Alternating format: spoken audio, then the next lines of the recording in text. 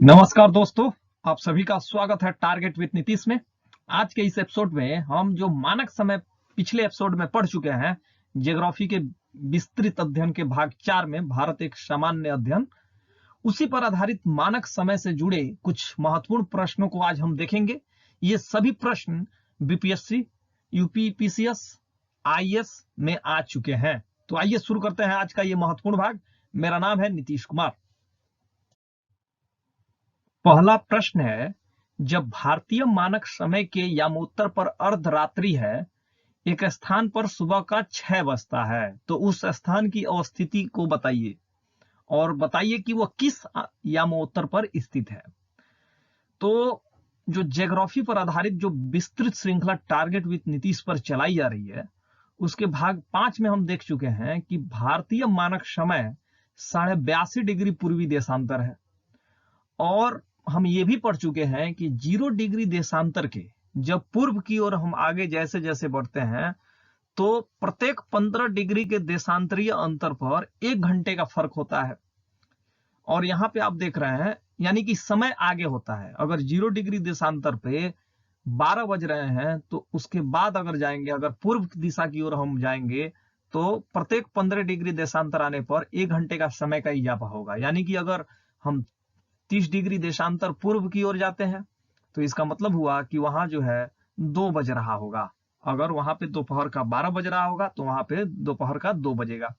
इस तरह जो है, जब हम पूर्व की दिशा में आगे बढ़ते जाएंगे, तो प्रत्येक 15 डिग्री देशांतरीय अंतर पे जो है 1 घंटे का फर्क पड़ता है। तो यहाँ प्रश्न था कि जब भारतीय मानक समय के यामोत्तर पर अर्धरात्रि है, यानी कि 12 AM हो रहा है, और भारतीय मानक समय के यामोत्तर पर यानी 82.5 डिग्री जो पूर्वी देशांतर है, उस पे आपका अर्धरात्रि है, यानी कि 12 AM हो रहा है, और एक स्थान पर सुबह का 6 बज रहा है। इससे स्पष्ट होता है कि जो इस स्थान की बात की जा रही है, जहां 6 बज रहा है सुबह का, वह जो है पूर्व में भी स्थित है, और भारत का जो मानक समय वाला यामोत्तर है, उसके आगे है, पूर्व दिशा में है। तो जाहिर सी बात है कि अगर 6 बज रहा है, तो इसका मतलब हुआ कि 6 घंटे वहां का समय अंतर है। 6 घंटे समय अंतर होने का मतलब हुआ, आप जानते हैं कि 15 डिग्री देशांतरीय अंतर पर 1 घंटे का अंतर पाया जाता है। तो 6 घंटे का यहाँ अंतर पाया जा रहा है। वहां 6 AM हो रहा है, वहां पर 12 AM हो रहा है भारतीय मानक समय पे।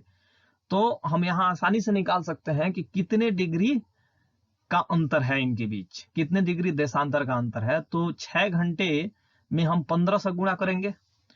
15 इंटू 6 जब हम करेंगे, 15 इंटू 6, तो आएगा आपका 90 आएगा। तो 90 डिग्री जो है, ये जो जिस स्थान पे सुबह का 6 बज रहा है, वो 90 डिग्री जो है पूर्व की दिशा में स्थित है। और हमको बताना है कि उसका जो यामोत्तर है, वह किस देशांतरीय स्थिति पे है, वह जो स्थान है जहां 6 बज रहा है। तो हम जानते हैं कि 0 डिग्री देशांतर से जो भारत का मानक समय है, IST, इंडियन स्टैंडर्ड टाइम, वह जो है 82.5 डिग्री पूर्वी देशांतर पर स्थित है। 82.5 डिग्री पूर्वी देशांतर पर स्थित है। और इसमें अब हम क्या जोड़ देंगे, 90 और जोड़ देंगे, क्योंकि इसके मानक समय से जिस स्थान की हम बात कर रहे हैं, उसका मानक समय 6 घंटा आगे है। इसका मतलब 90 डिग्री का अंतर है। तो जब इसको हम ऐड करेंगे, तो 172 डिग्री, 172 डिग्री आएगा पूर्व। तो इसका मतलब जिस स्थान पे 6 बज रहा है, उस स्थान की जो यामोत्तरी स्थिति है, देशांतरीय स्थिति है, वह 172 डिग्री 30 मिनट पूर्व है। इस प्रकार क्वेश्चन नंबर 1 का सही उत्तर हो जाएगा बी, 172 डिग्री 30 मिनट पूर्व। आगे बढ़ते हैं अगले प्रश्न की ओर। गुजरात के सबसे पश्चिमी गांव और अरुणाचल प्रदेश के सबसे पूर्वी छोर पर स्थित वलांग के समय में कितने घंटे का अंतराल होगा। तो हम पढ़ चुके हैं कि जो भारत की स्थिति है, गुजरात की अगर यहां स्थिति है सबसे पश्चिम में, यह है गुजरात। तो सबसे पूर्व में जो है अरुणाचल प्रदेश की स्थित है, यानी कि एपी। और यहां बात की जा रही है कि गुजरात के सबसे पश्चिम में जो गांव है और अरुणाचल प्रदेश के सबसे पूर्वी छोर पे जो गांव है उसके बीच का अंतर क्या होगा। तो हम जानते हैं कि भारत का जो देशांतरीय विस्तार है 68 डिग्री 7 मिनट से लेकर 97 डिग्री 25 मिनट है। 68 डिग्री 7 मिनट से लेके 97 डिग्री 25 मिनट तक है। पूर्वी देशांतर 25 मिनट तक है। तो आप देख रहे हैं कि भारत का जो सबसे पश्चिमी छोर है उसकी देशांतरीय स्थिति जो है 68 डिग्री 7 मिनट हुआ, और भारत का जो सबसे पूर्वी छोर है उसका देशांतरीय विस्तार हुआ 97 डिग्री 25 मिनट। तो हम अंतर ज्ञात कर लें कि कितने डिग्री का देशांतरीय अंतर है इनके बीच। तो अगर हम 97 में से 68 घटाएं, 97.25 में से अगर हम 68.7 घटाएं 07, तो आप देखेंगे कि 25 मिनट है, यहां 7 मिनट है। तो 25 मिनट में से 7 मिनट जाएगा तो कितना बचेगा? 25 में से 7 गया 18 मिनट। और जब इसमें से घटाएंगे 17 में से 8 गया, तो 17 में से 8 जाएगा तो 9 बचेगा, और यहां पे हो जाएगा 8 में से 6 गया 2। आप कह सकते हैं कि लगभग जो है 30 मिनट का जो है अंतराल है। गुजरात के सबसे पश्चिमी गांव और अरुणाचल प्रदेश के सबसे पूर्वी छोर पर स्थित वलांग के समय में कितने घंटे का अंतराल है? तो हम देशांतरीय अंतर देख लिए हैं कि 30 डिग्री का अंतर लगभग आ रहा है। इसको हम लगभग में 30 डिग्री मान सकते हैं। और हम जानते हैं कि प्रत्येक 15 डिग्री पर 1 घंटे का अंतर होता है, तो यहां 30 डिग्री का गैप है दोनों के बीच। तो इस प्रकार जो इन दोनों के स्थानीय समय में अंतर होगा वह हो जाएगा 2 घंटे का अंतर। तो गुजरात के सबसे पश्चिमी गांव और अरुणाचल प्रदेश के सबसे पूर्वी छोर पर स्थित वालांग के समय में कितने घंटे का अंतराल होगा? तो इसका सही उत्तर हो जाएगा बी, 2 घंटे का। अगला प्रश्न, निम्न कथनों पर विचार कीजिए। ऑप्शन ए है जबलपुर की देशांतर रेखा इंदौर व भोपाल की देशांतर रेखाओं के बीच है। ऑप्शन 2 है औरंगाबाद का अक्षांश बड़ोदरा व पुणे के अक्षांशों के बीच है। ऑप्शन 3 है बेंगलुरु की अवस्थिति चेन्नई के तुलना में अधिक दक्षिणवर्ती है। इनमें से कौन सा कथन सही है? ऑप्शन ए है 1 और 3, ऑप्शन बी है केवल 2, ऑप्शन सी है 2 और 3, और ऑप्शन डी है 1, 2 और 3। अगर ऑप्शन नंबर ए पर फोकस की जाए, ऑप्शन नंबर 1 पर, तो जबलपुर की देशांतर रेखा इंदौर और भोपाल की देशांतर रेखाओं के बीच है कि नहीं, इस बात को जानने के लिए सभी स्थानों की देशांतर रेखा को जानना जरूरी है। तो अगर जबलपुर की बात की जाए तो जबलपुर की जो देशांतर रेखा है वह 23 डिग्री 11 मिनट नॉर्थ है से लेकर 79 डिग्री 95 मिनट ईस्ट है। ये जो है आपका जबलपुर का देशांतरीय विस्तार हुआ। अगर भोपाल की बात करें तो भोपाल का जो देशांतरीय विस्तार है वह 77 डिग्री 42 मिनट ईस्ट है। 77 डिग्री 42 मिनट ईस्ट है। और इंदौर की अगर बात की जाए तो इंदौर का जो है 76 डिग्री ईस्ट है। तो आप देख रहे हैं कि जबलपुर का 79 है, इंदौर का जो है 76 है, और भोपाल का 77 है। यहाँ प्रश्न क्या था कि जबलपुर की देशांतर रेखा इंदौर और भोपाल के बीच है, जबकि यहाँ बीच में कौन पड़ेगा? बीच में पड़ेगा आपका जबलपुर, इंदौर और भोपाल में सबसे बीच में पड़ेगा इंदौर।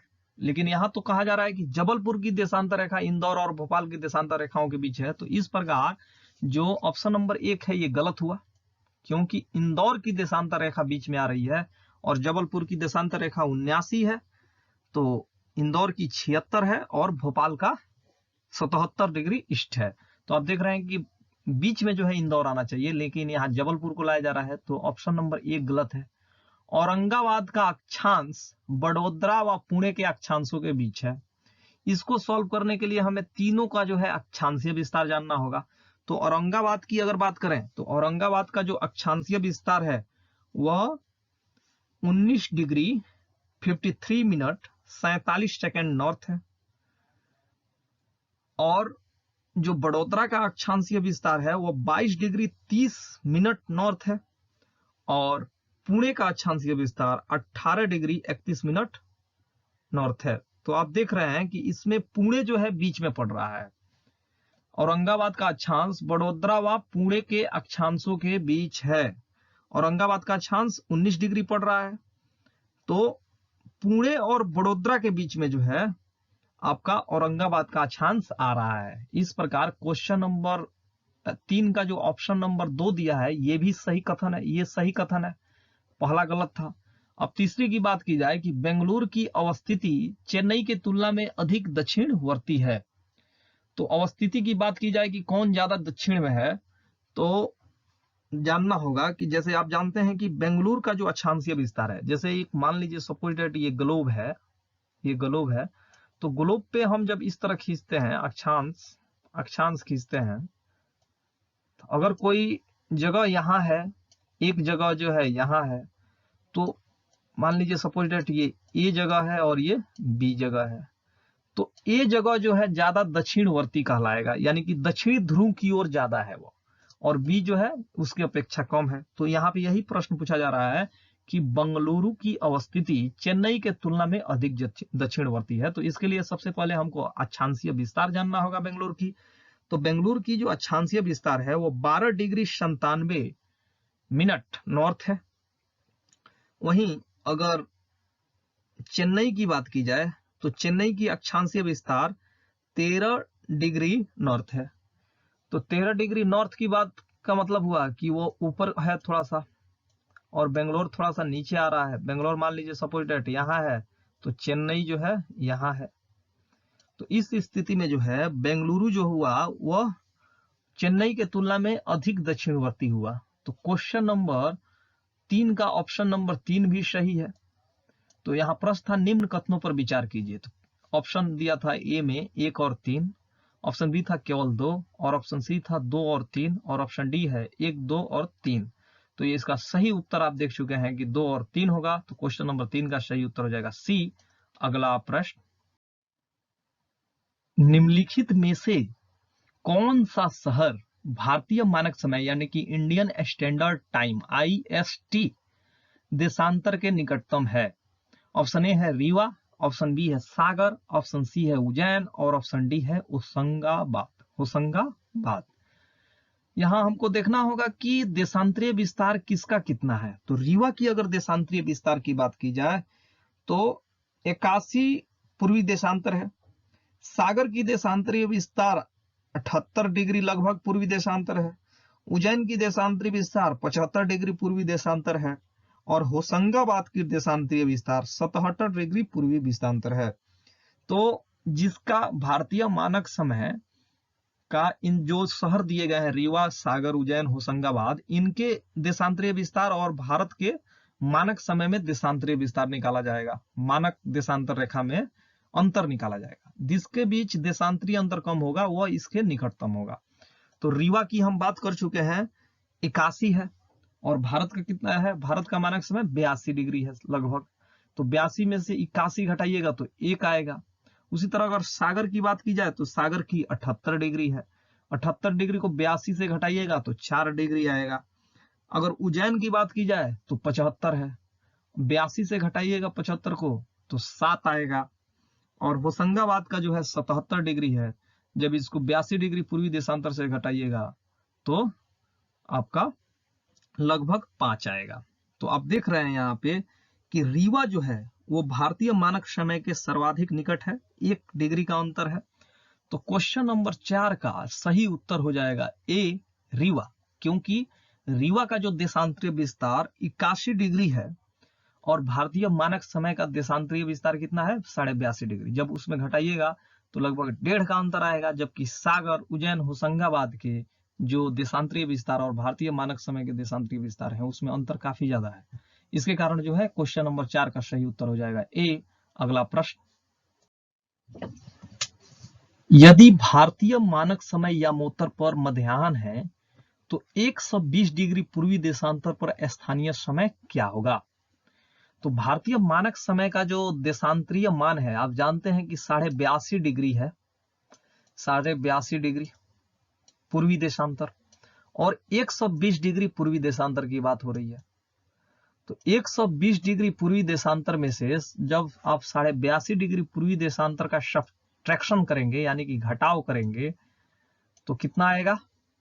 जब 82 डिग्री आप घटाएंगे इसमें से तो आपका जो है 37 डिग्री 30 मिनट प्राप्त होगा, यानी कि 37.5 आपको प्राप्त होगा, 37.5 डिग्री प्राप्त होगा।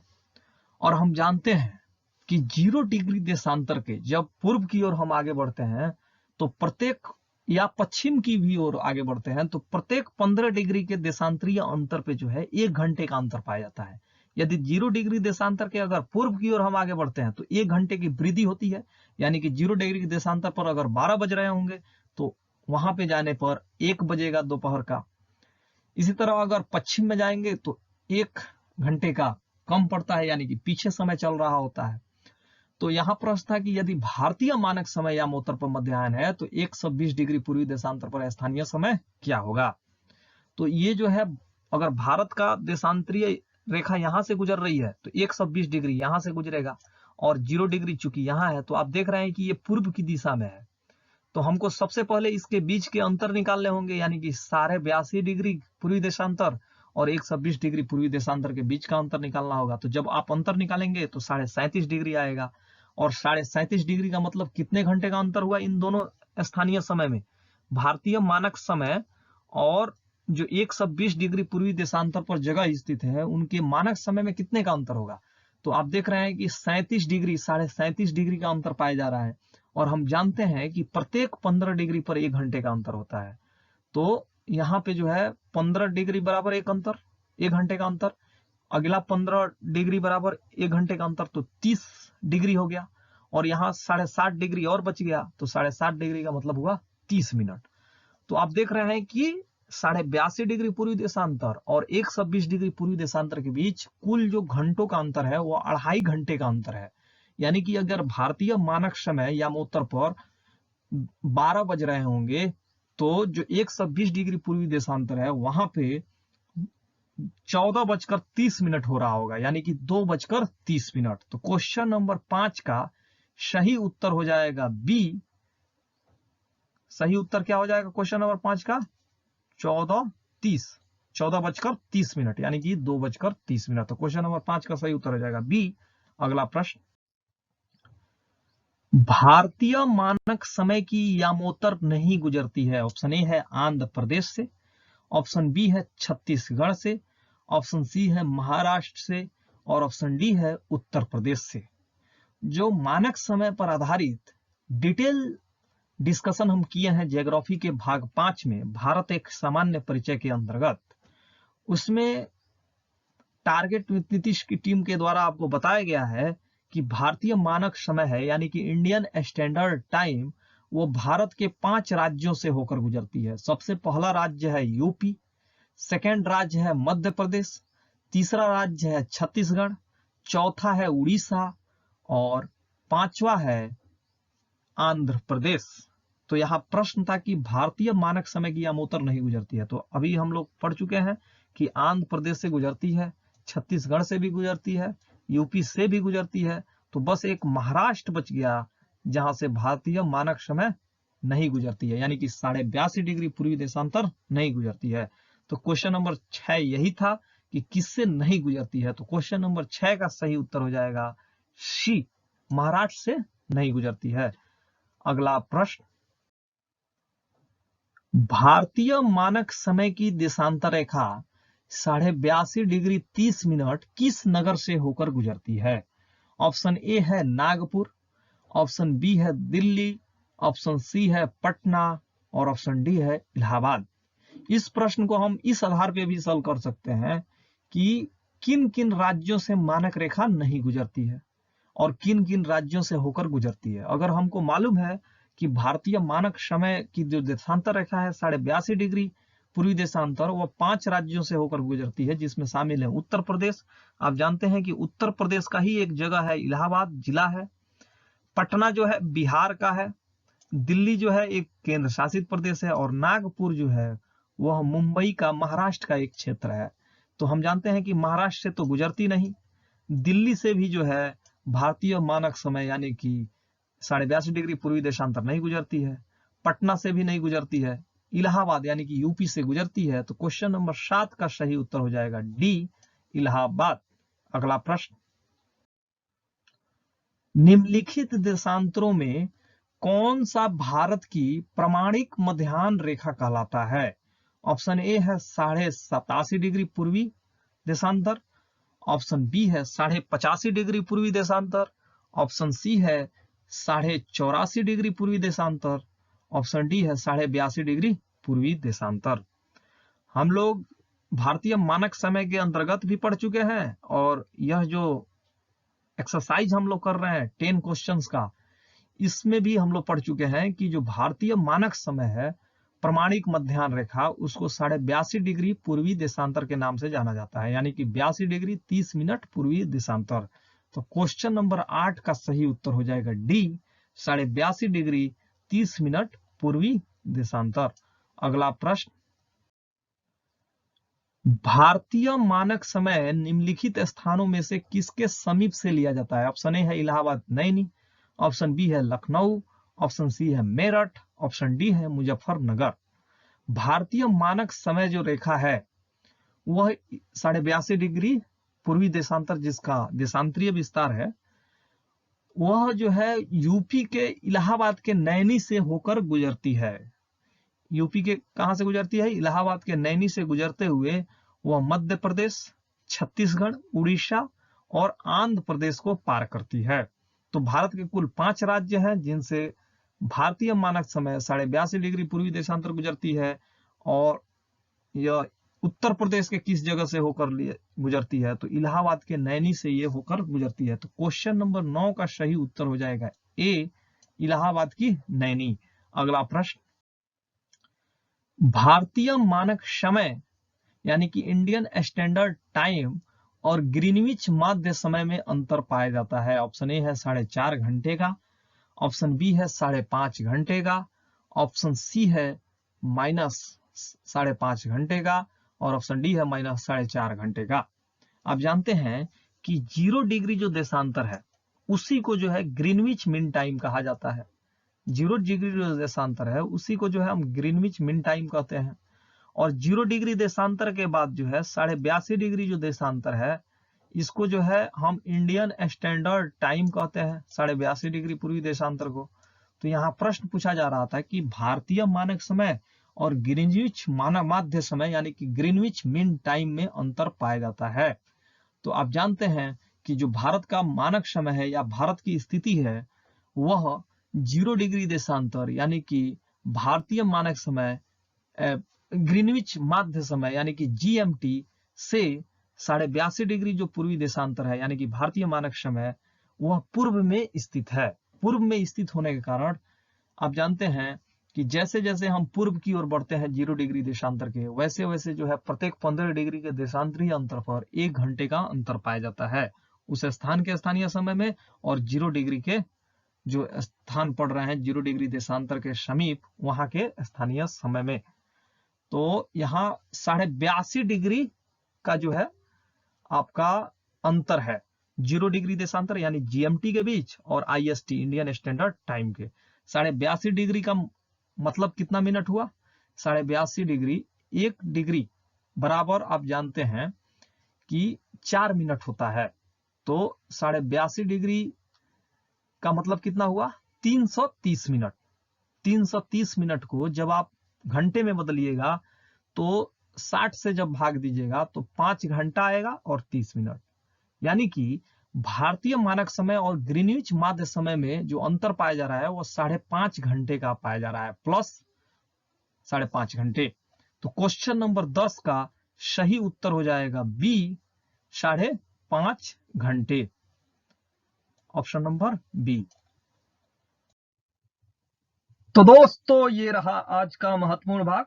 आशा करता हूं कि इस एपिसोड के माध्यम से आपकी जानकारी में काफी वृद्धि हुई होगी और ज्योग्राफी का ये जो सेगमेंट है, फर्स्ट सेगमेंट, आपको पसंद आया होगा। अगर अभी तक आपने टारगेट विद नीतीश को सब्सक्राइब नहीं किया है तो जरूर सब्सक्राइब करें। याद रखिएगा, टारगेट विद नीतीश को आप तभी सब्सक्राइब करें जब इस पर दी जा रही जानकारी आपको पसंद आए। जबरदस्ती कोई नहीं आपसे कहा जा रहा है कि आप सब्सक्राइब करें। इस एपिसोड से अपने दोस्त यानी नीतीश कुमार को दीजिए इजाजत। कल फिर मिलेंगे इसी समय एक नए भाग के साथ, कुछ नए प्रश्नों के संग्रह के साथ, ज्योग्राफी के कुछ नए आयामों के साथ। तब तक के लिए शुभ विदा, नमस्कार।